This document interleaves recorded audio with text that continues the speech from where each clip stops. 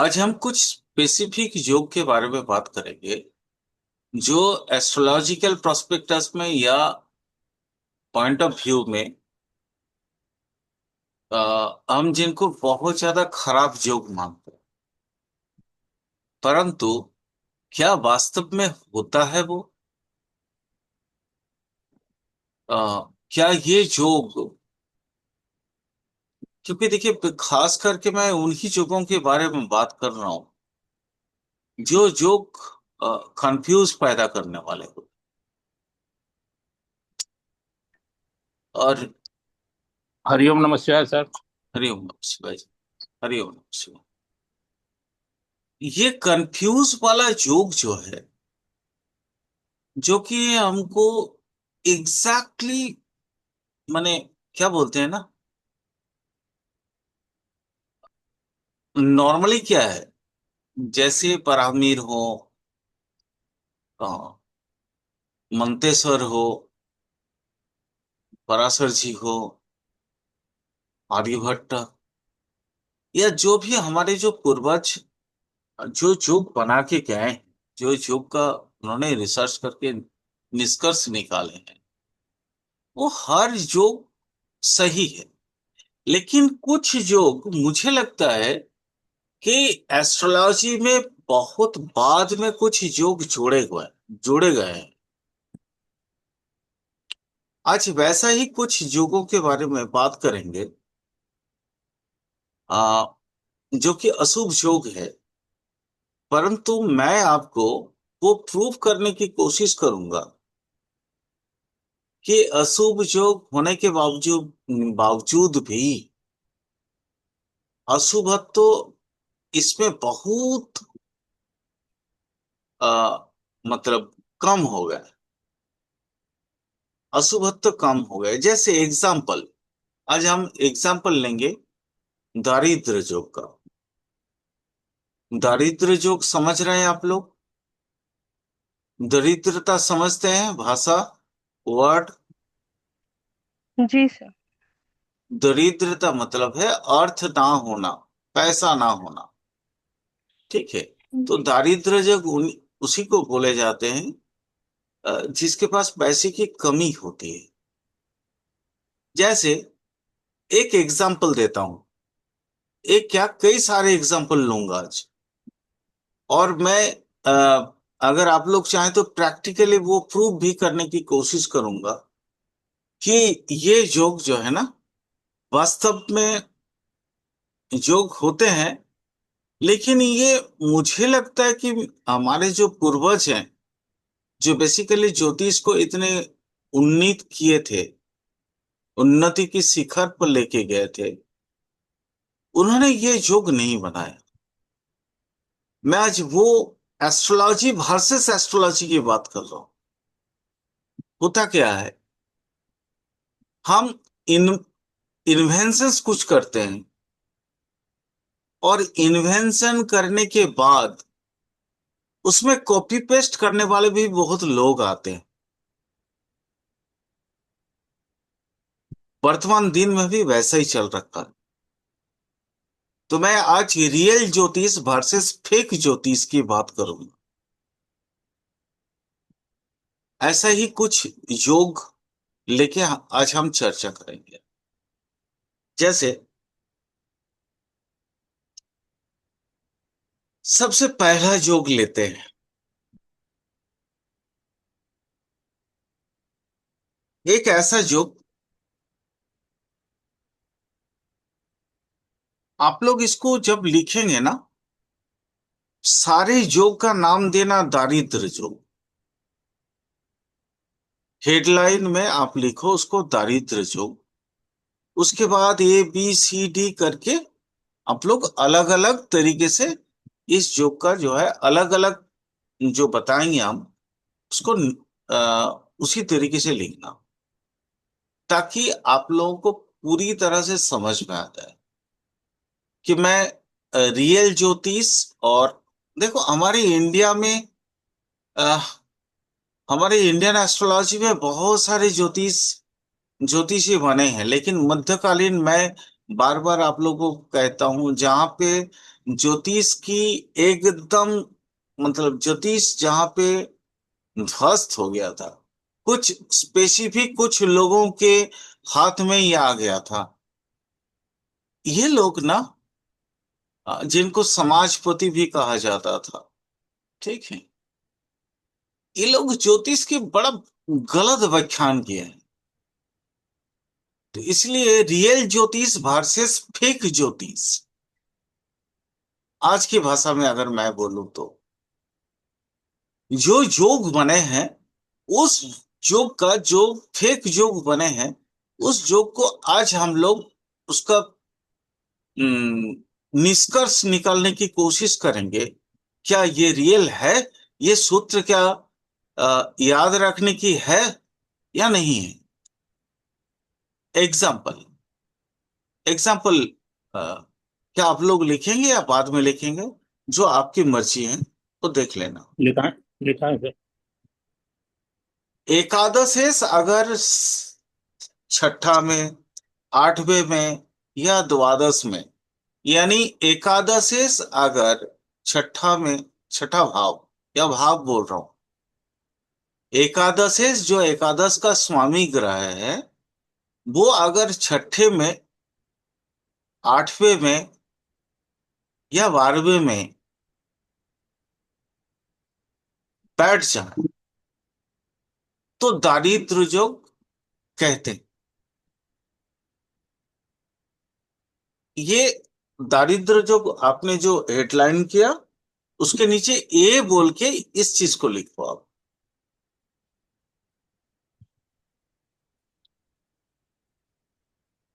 एकादशेष छठे में, आठवें में या बारहवें में बैठ जाए, सर चाहे छठे में स्वराशि में बैठ जाए तब भी होगा?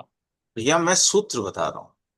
अच्छा ठीक है। जो सूत्र है वो सूत्र बता रहा हूं। मैंने बोला ना, ये रियल ज्योतिष और फेक ज्योतिष का आज हम उसका कच्चा चिट्ठा खोलेंगे, ठीक है। ताकि आप लोगों को भी पता चला। मैं बार बार क्यों बोलता हूं कि ज्योतिष को डिकोड करने की तरीका सीखो।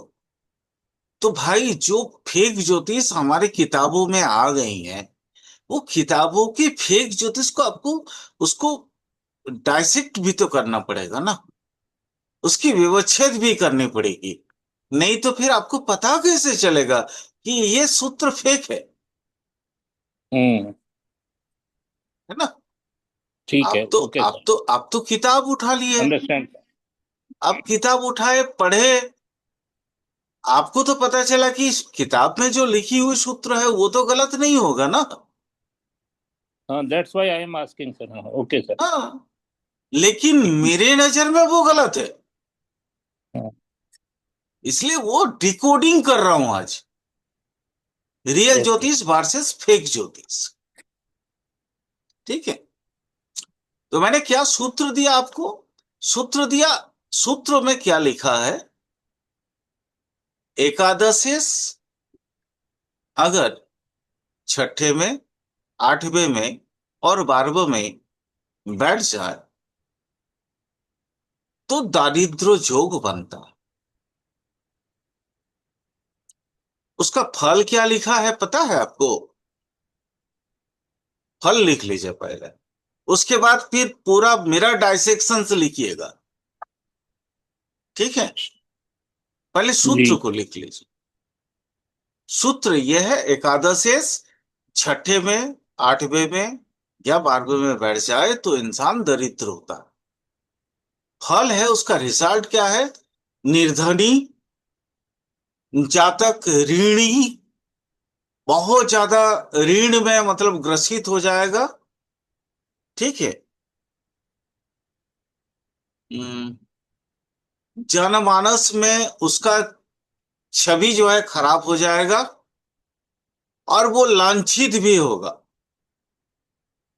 अगर कहीं दो चार 10 आदमी हैं तो अंगली उठा के बोलते हैं ये फल लिखा है। मैं फल की बात कर रहा हूं, मैं नहीं बोल रहा हूं। ओके? वो जो सूत्र मैं जहां से उठा के आप लोगों को बता रहा हूं, उस सूत्र में ये लिखा है कि वो जनसभा या जनसेवा या जनसाधारण के बीच में लांछित होगा, अ, लांछित होगा।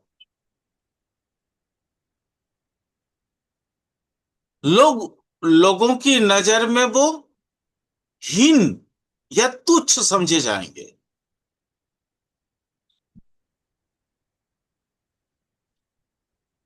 वो अवैध या पाप कर्म में लिप्त पाया जाएगा।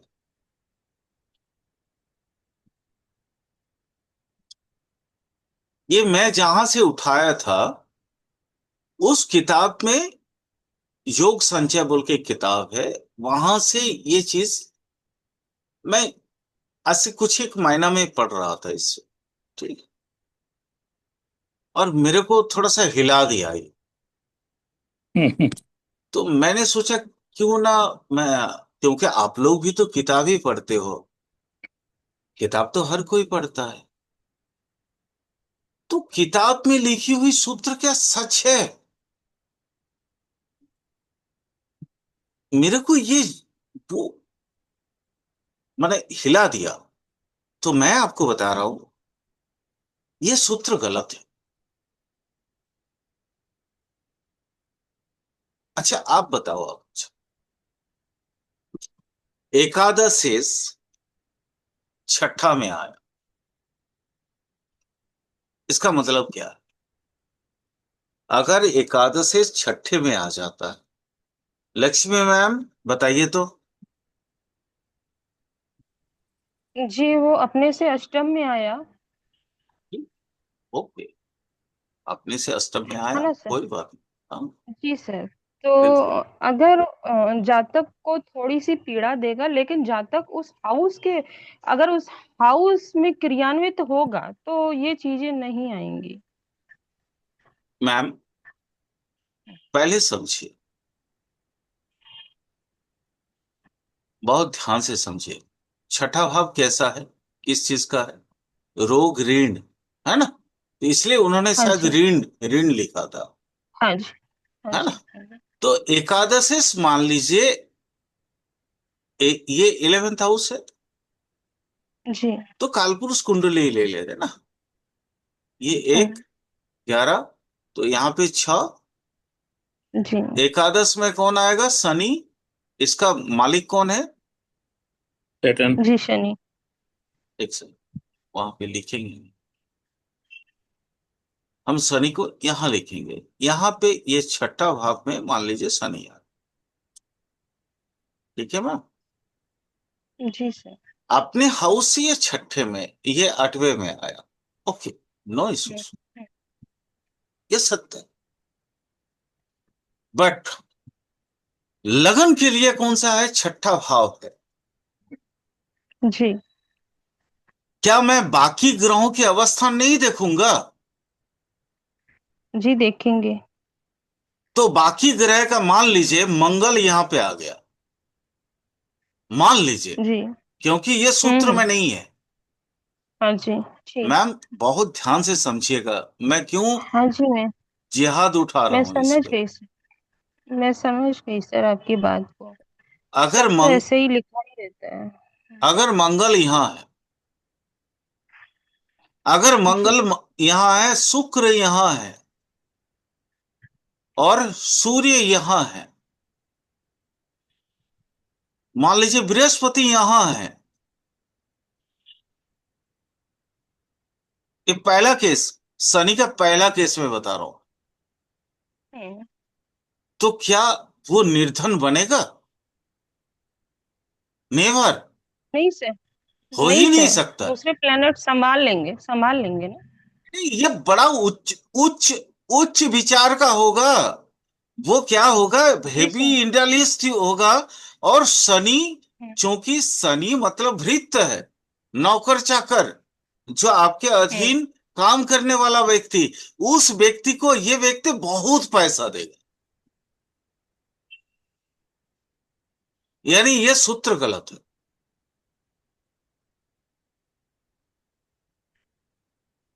हम सूत्र लिखे तो सही है, लेकिन जो सारे लिखी हुई सूत्र है वो सत्य नहीं। जी क्लियर? सर। बिल्कुल क्लियर। पहला, ये पहला हुआ। मैंने क्या बोला? छठा, आठवां और 12वां, मैं सबको लेके जा रहा हूं। अब देखो, शनि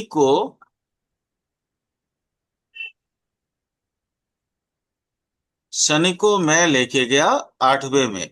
यहां बृहस्पति हटा दे रहा हूं आप लोगों की सुविधार्थ। यहाँ पे मैं शनि को रख दे रहा हूं। ओके, मैं बृहस्पति को यहां पे डाल दे रहा हूं। केंद्र है, शुभ ग्रह केंद्र में गलत फल देते हैं। मैं वो भी तरीका, वो सारे रूल्स फॉलो कर रहा हूं। मैं जितना गलत गलत चीज हो सकता है अकॉर्डिंग टू एस्ट्रोलॉजी, क्योंकि थर्ड सेकेंड हाउस में मैंने सूर्य को रखा। सूर्य जहां पे बैठते हैं उस जगह को जलाते हैं। मैं वो सारे थ्योरीज दे रहा हूं जो आमतौर पे एस्ट्रोलॉजी चलता। यहां देखिए, केंद्र में बृहस्पति और शुक्र दोनों शुभ ग्रह बैठे। ओके, बुध को कहीं बिठाना है, बोलिए। सर शुक्र को सूर्य के आजू बाजू में कहीं पे भी कर दीजिए। हाँ हाँ हाँ, कर दे रहा हूं अकॉर्डिंग टू ये, आजू बाजू ही कर दे सूर्य के रहे हैं साथ हम। ही बिठा दो ना सर। हाँ, नहीं नहीं, उसको हम यहीं पे बिठा दे रहे हैं, आपका लगन में बिठा दे रहे हैं शुक्र को। बिल्कुल, ये मेरे को याद नहीं रहता लक्ष्मी मैम, सॉरी। क्योंकि नहीं सूर्य, सर। नहीं नहीं, वाकई में याद नहीं रहता। इसलिए क्योंकि जब सूत्र समझा रहा हूं। फ्लो में रहते हैं। हाँ, हाँ फ्लो जी में सर, रहता फ्लो में रहते हूँ। अच्छा, बुध यहाँ पे बिठा दिए। Okay ma'am. हैं। जी सर। अब मान लीजिए शनि यहाँ अष्टम में आ गया, जी तो सर। अष्टम का शनि दरिद्रता कभी नहीं देता, जी सर। पहली बात। क्योंकि अष्टम का शनि भले आपको गढ़ा हुआ धन दे सकता, लेकिन दरिद्रता देता नहीं। तो मैं कैसे इस सूत्र को मान लूं? अगर 12वां में भी शनि आएगा मैम, 12वां में भी अगर यहाँ पे हम शनि को लाते हैं, तो भी तो ये सूत्र पूरा नहीं हो रहा है। यानी जी सर। यानी ये सूत्र गलत है ना? क्यों गलत है? सबसे पहले ये मेष लगन का कुंडली है, और जी सर। लग्नेश बड़ा पावरफुल है। हम्म। लग्नेश, देखिए, दक्षिण प्रांत में सूर्य, मंगल बड़ा पावरफुल होता है, दिग्बली होता है। और हम्म। यहां तो मंगल खुद उच्चस्थ है, दिग्बली है और उच्चस्थ है। तो मंगल अकेला इस कुंडली का मालिक है। तो मंगल क्या शनि को जी छोड़ देगा? ना सर। कभी नहीं छोड़ेगा। अपने लगन को क्या वो बुरा होने देगा? नहीं देगा। यानी ये और तो सूत्र, सूत्र तो सही है, सूत्र जैसा लिखा है वैसे मैंने आप लोगों को लिखा दिया। बट मुझे इस सूत्र से ऑब्जेक्शन है। मेरी नजर में यह सूत्र सही नहीं है। बोले राम अवतार जी, क्या बोल? नहीं, मैं तो ये बोल रहा था सर, मंगल अपने घर को, लगन को भी तो देख रहा है, दसम अरे भाव को। वो ही तो मैंने बोला ना, लगन दिग्बली है, लगन मंगल जो है उच्च स्तर है। और ये कैसे छोड़ देगा भाई अपने घर को? नहीं छोड़ सकता है ना, नहीं छोड़ सकता है वो। लग्नेश लगन को किसी ना किसी तरीके से बचाएगा, और निर्धन होने नहीं देगा उसको। मैंने इस सूर्य को यहां पे इसलिए रखा था क्योंकि एक सूत्र है जो सही है, बहुत हद तक सही होता है। सूर्य जहां बैठते उस घर को जलाते हैं। अगर सेकेंड हाउस में सूर्य होता है तो वो धनवान होने के बावजूद भी धनवान नहीं होता, क्योंकि वो तो इधर चैरिटी में पैसा दे देगा या लोगों के दुख दर्द माने दुर्दशा जो है उसको हम्म, सहन उसके लिए पैसा अपना दान करता चला जाए। सेकंड इसलिए हाउस मैंने में सूर्य होने से। हाँ, कहीं सूर्य जहां बैठेगा, सूर्य जिस किसी भी घर में बैठता है उस घर का, अगर वो मित्र घर ना हो, ठीक है, तो फिर उस घर का हानि करता है। इसलिए सूर्य जो है क्रूर ग्रह है। आज बताऊंगा, आज मैं कुछ बहुत मतलब स्पेसिफिक चीजें आप लोगों को सिखाने की मूड में, क्योंकि ये जब पढ़ रहा था, पढ़ते पढ़ते मेरा दिमाग ऐसे ही चकराया था, तो टाइम नहीं मिल रहा था, मैं उसको पूरा कंप्लीट नहीं कर पा रहा था। लेकिन आज हम एकदम पूरा मूड में है कि मतलब उस चीज को आप लोगों को समझा दो। चलिए, सूत्र नंबर 2 लिखे, माने वो बी, बी, बी।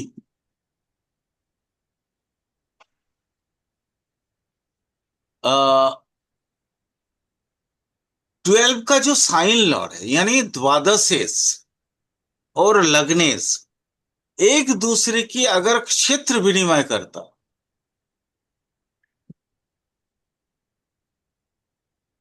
और सप्तमेश से युति बनाता है या दृष्ट होता है, तो दारिद्र्य योग बनता है। ये सूत्र है, पहले सूत्र को लिखो। सर रिपीट करिए ना।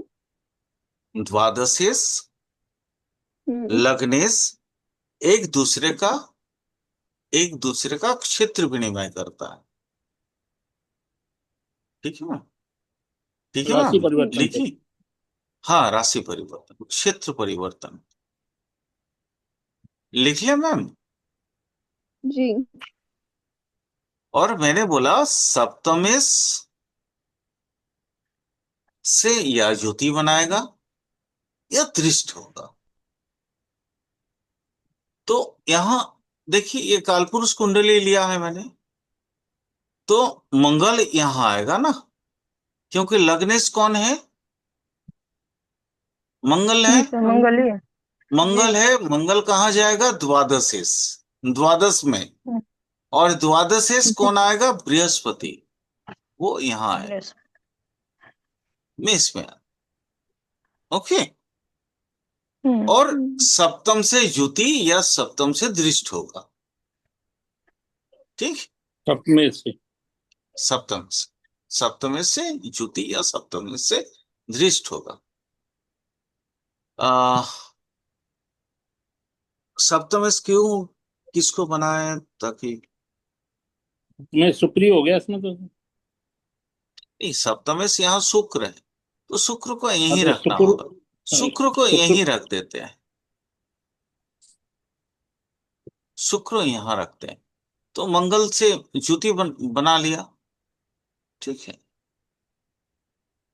लेकिन ये तो शुक्र का उच्च स्तर, उच्च उच्च स्थान हो। शुक्र को लग्न में रखो या सप्तम भाव में रखो सर? कहीं पे भी रखो ना, अच्छा। कहीं पे भी रखो, यहां रखो चाहे यहां रखो, चाहे यहां रखो, बात तो एक ही है। अब देखो, थोड़ा सा इसको समझते हैं। ये पहले ये वाला समझते हैं, बृहस्पति के साथ शुक्र का कंजंक्शन। ओके। सूत्र क्या बोला था? सूत्र क्या बोला था? सूत्र बोल रहा था कि मतलब आपका द्वादशेश और लग्नेश एक दूसरे की क्षेत्र विनिमय करेगा। तो राशि परिवर्तन हो गया, राशि विनिमय करवा दिया हमने। ठीक है। दूसरा, सप्तमेश से युति या दृष्ट होगा। तो सबसे पहले हम लग्नेश के साथ सप्तमेश का युति बनाते हैं। क्या यहाँ बाकी ग्रह घास छिलेंगे?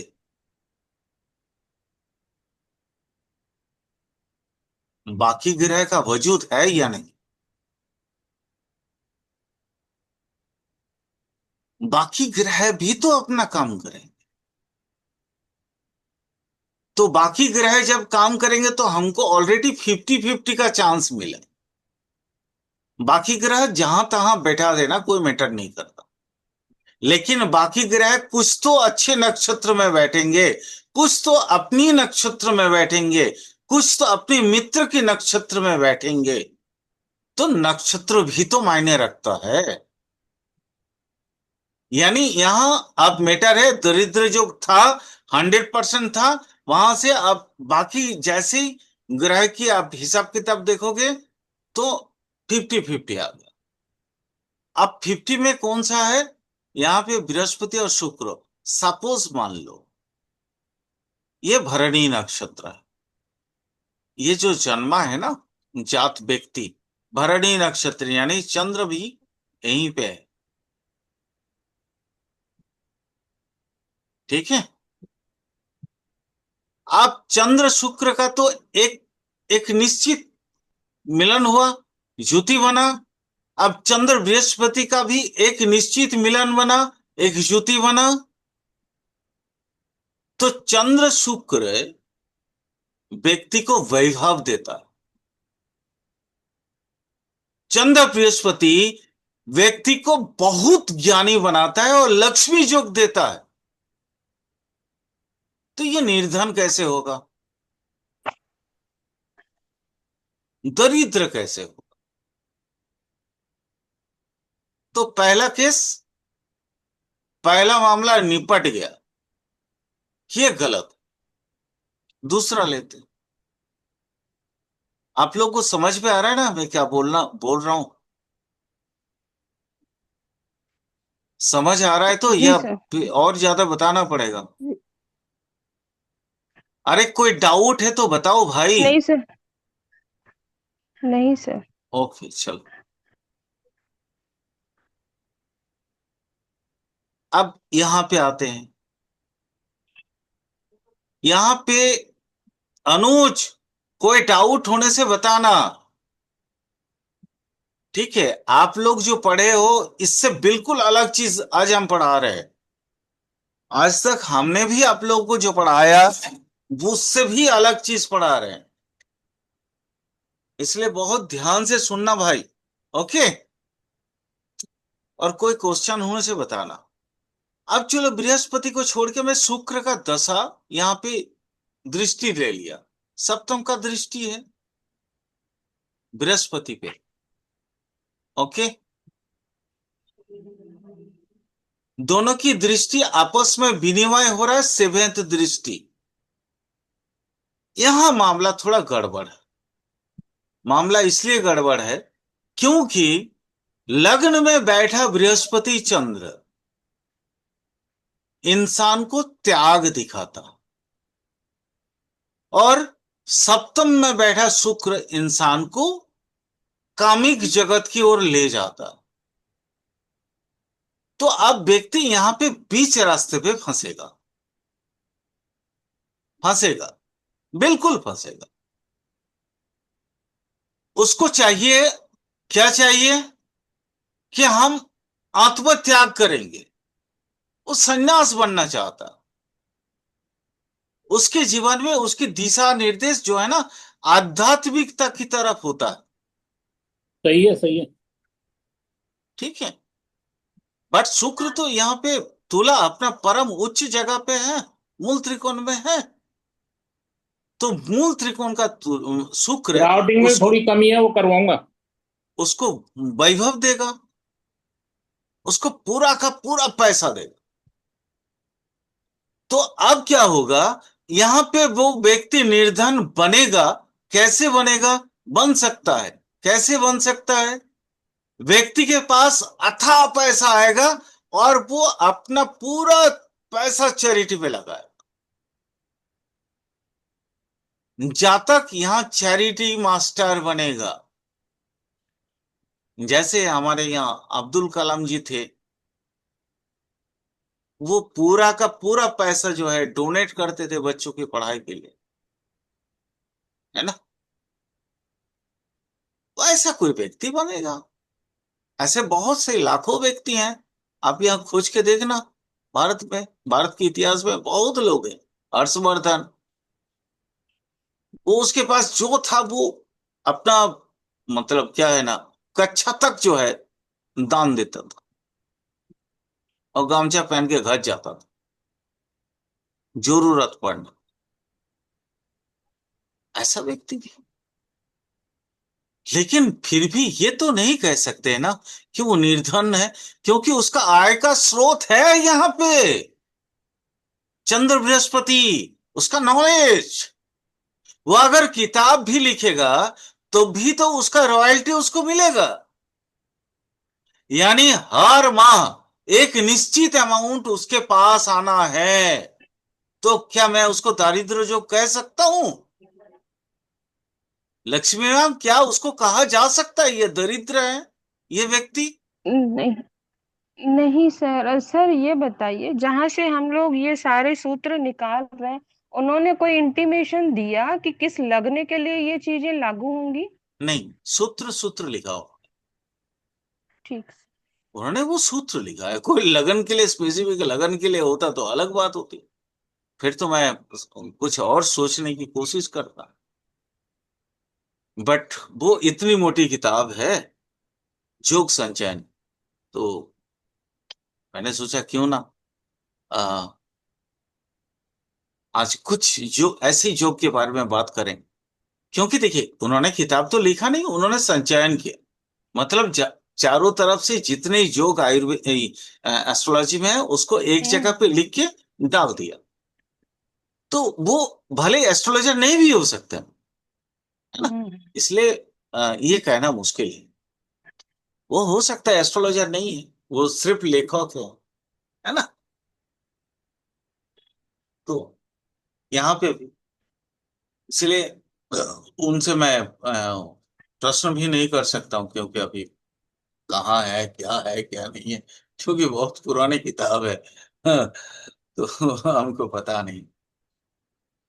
तो यहाँ पे भी ये जोग जो उन्होंने बताया, ये जोग गलत यहाँ पे भी दिख रहा है। यानी मान लीजिए उसका रॉयल्टी या उसका महीना या उसका तनख्वाह कुछ भी आ रहा है, एक तारीख के उसके पास तो पैसा आएगा। लेकिन हो सकता है एक तारीख शाम को उसके पास पैसा नहीं रहा, क्योंकि वो चैरिटी में दे देगा। क्लियर? लेकिन क्या जी। हम इनको निर्धन बोल सकते हैं? नहीं। निर्धन तो, निर्धन तो नहीं बोल सकते, क्योंकि धन का आगम, धन आने की एक स्रोत है उनके पास, है ना। चलिए, जी। अब अगला को समझते हैं। अगला को समझिए। अब मान लीजिए 12 में,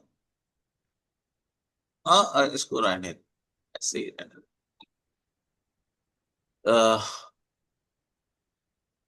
शुक्र यहीं पे छोड़ दे रहे हैं, बृहस्पति पे है। तो अब मान लीजिए सर ये अगर ये योग बने तो किस कंडीशन में बनेगा आपके हिसाब से, जैसा जो दरिद्र आपने जग, लिखा है? दरिद्र जग नहीं बनेगा। मैं अभी तक तो उतना ही बात कर रहा था कि एक अच्छा। तारीख को उसके पास बहुत पैसा आएगा, हो सकता है 2 तारीख के बाद उसके पास पैसा ना रहे। हाँ, वो दान कर दे। हाँ, दानी चैरिटी तो करेगा, हाँ। तो चैरिटी करेगा, ठीक है। लेकिन कोई बात नहीं, कोई फर्क नहीं पड़ता उससे। अब मान लीजिए यहाँ पे अगला एक सूत्र और मंगल वाला ले लेते हैं। यहाँ पे भी देखिए, लगन कहाँ पे है? 12 हाउस में। लग्नेश कहाँ है?